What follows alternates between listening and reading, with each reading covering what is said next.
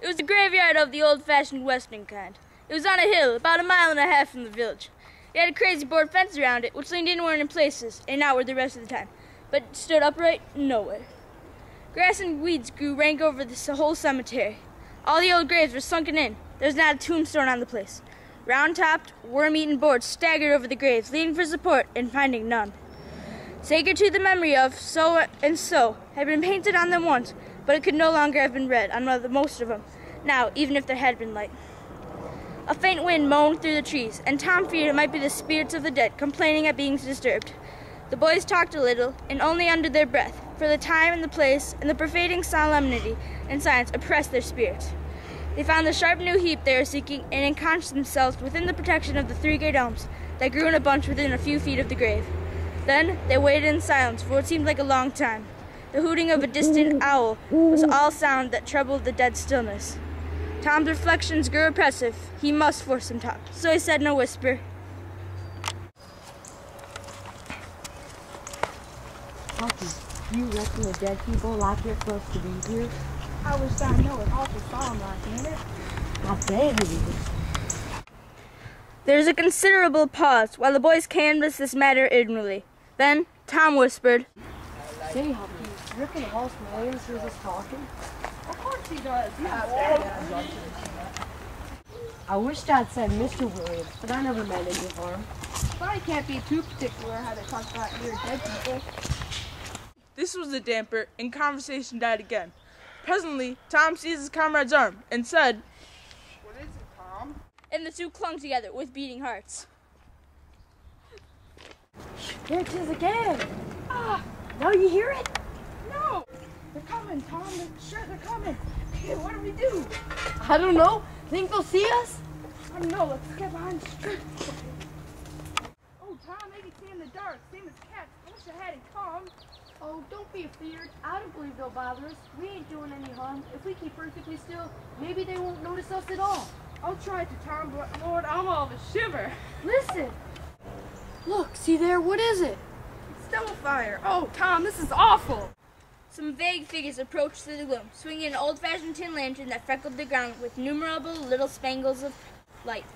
Presently, Huckleberry whispered with a shudder, It's a devil, sure enough.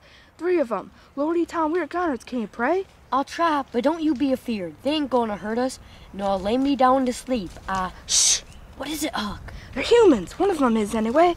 One of them is old Muff Pyre's voice. No, tain't so, is it? I bet I know it. Don't you stir nor budge. He ain't sharp enough to notice us drunk, same as usual. Alright, I'll keep still. Now they're stuck. Can't find it. Here they come. Now they're hot. Cold again. Hot again. Red hot. They're painted red this time. Say, Huck, I know another of them voices. It's Injun Joe.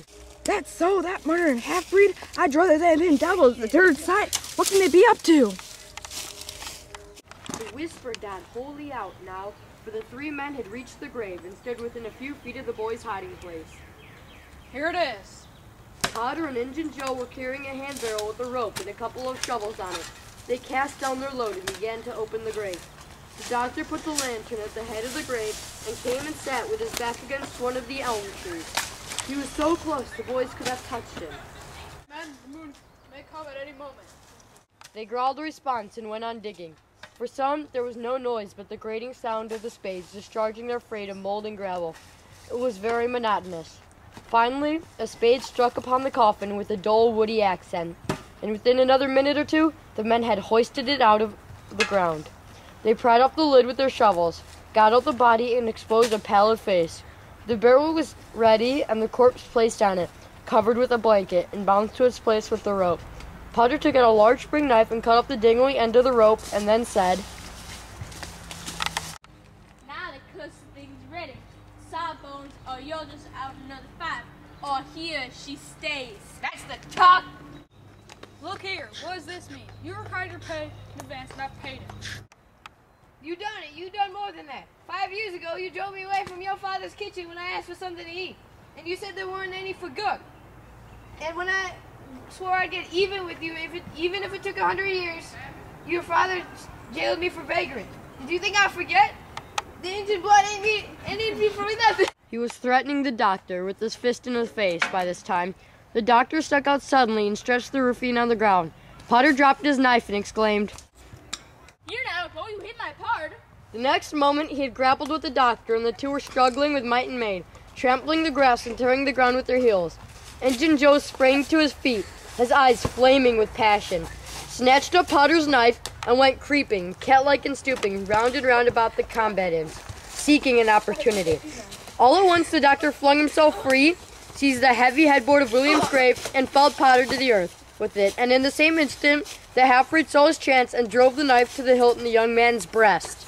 He reeled and fell partly upon Potter, flooding him with blood, and in the same moment the clouds blotted out the dreadful spectacle, and the two frightened boys went speeding away in the dark.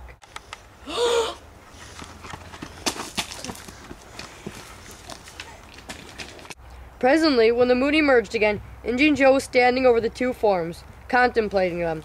The doctor murmured inarticulately, gave a long gasp or two, and was still. The half-breed muttered, It's gonna settle. Damn you! Then he robbed the body, after which they put the fatal knife in Potter's open right hand and sat down on the dismantled coffin.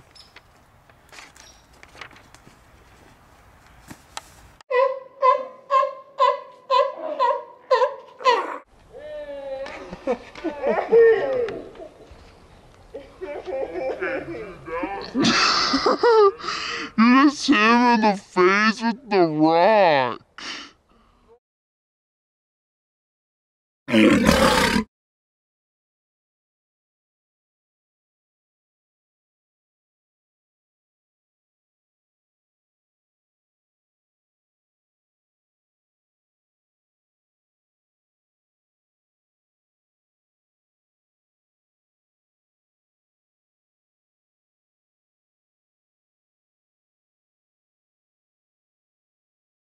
Stay settled.